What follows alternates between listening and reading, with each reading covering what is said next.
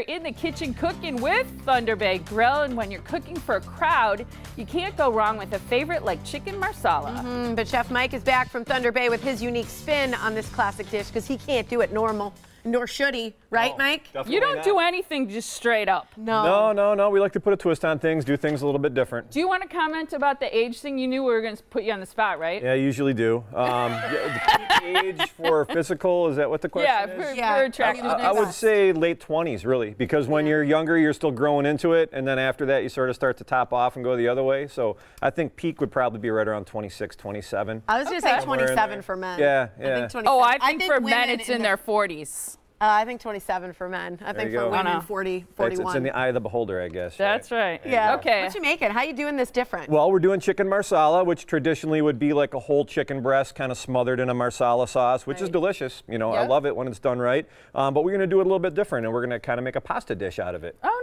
nice. So we have chicken marsala ravioli instead. Oh, yum. So I'm going to start off with my hot pan here, and I'm going to put a little bit of olive oil in there to get us started. And then to that, I'm going to add some roasted mushrooms. So these are button mushrooms along with some shiitake mushrooms and a little bit of portobello mushrooms that have all been roasted in the oven. Ooh, and we're going to add a little bit of garlic to that as well to get some garlic going in there, because a good chicken marsala has got to have some garlic. Yeah. That all sauteing together. And then to that, we're going to add a little bit of marsala wine, of course. And Is that what makes it the marsala? That is what makes it the marsala, yes. Is marsala wine sweet? It's a little bit nutty. I mean, if you can kind of catch some of that aroma there, you get a little bit of that nuttiness going from the marsala wine. It adds a really nice depth of flavor. It's not anything. Is it for cooking, or do people drink it? You know, I'm sure somebody drinks it. You know, you get desperate enough and it's after 9 o'clock, the liquor stores are closed. Marsala, there you go. But mainly, I think it's mainly used for a cooking wine for the most part. Okay. And then to that, we're going to add some of our cream reduction. Now, this is similar to what you would use if you were making Alfredo sauce, except for we're not going to put any cheese directly into this sauce. What we're going to do here is add our reduced cream, which is reduced with a little bit of garlic and salt and pepper in there. When you say reduced, does that just mean you cooked it? Yeah, you just add the cream into a stock pot and let it reduce down a little bit so that the bubbles are just barely breaking the surface and it gets real nice and thick. And then you add your garlic and your seasonings and stuff in there. So we're going to let this further reduce down in the pan, a little bit of that.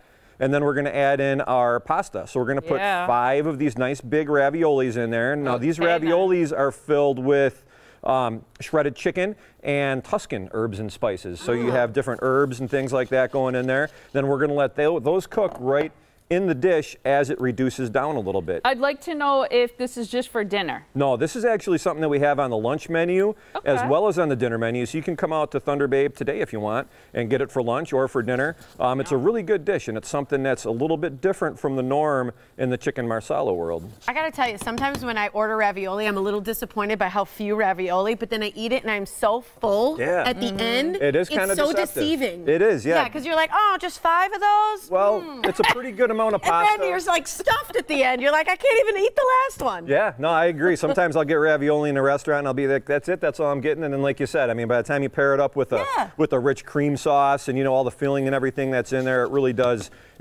fill you up, and it's a delicious dish. Yeah, so don't let the number deceive you. No. So this is starting to come together, and you can see the way it sort of pulls away from the bottom of the pan here. So that is further reduced down just the way we want it. And then to that, we're going to add a little bit of color in the form of some baby peas. So we're going to put those peas across the top there. And if you add those too soon, they're going to get sort of that, you know, that off-green color that nobody really likes, like canned peas do. So we're going to let those just heat up from the natural heat rising up from the bottom of that dish. And I'm going to go over here and slide this into our pasta bowl. Oh, you barely let them sit in there. They don't really need to. I mean, they're already cooked. They're already good to go. So we're going to put that into there, and then we're going to finish that off with a little bit of shaved Asiago on the top. Yeah, you are. And then we're going to serve that with a little piece of crusty bread like that. And there you have the chicken marsala ravioli at Thunder Bay Grill. I love it when you say crusty bread. Crusty bread. It's delicious. I'm going to take a bite of this, but I also want to know how Thanksgiving was, because I know you guys were super full. How did the holiday go for you guys? Well, it was fun. I mean, I think we made a lot of people happy that day. We served about 1,500 people. Did you really? We went through 820 pounds of turkey, 900 pounds of mashed potatoes, 300 and some pounds of beef.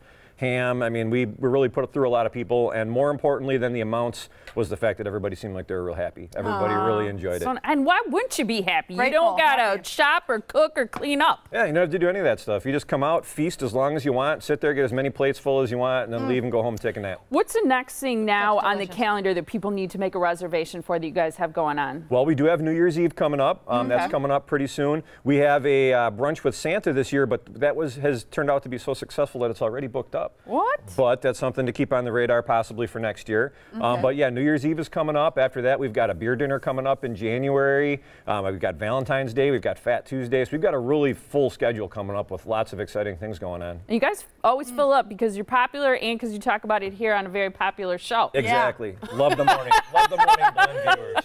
It's great. Thunder Bay, that's where you head out. Thunder Bay Grill. It's right off exit 294 in Pewaukee.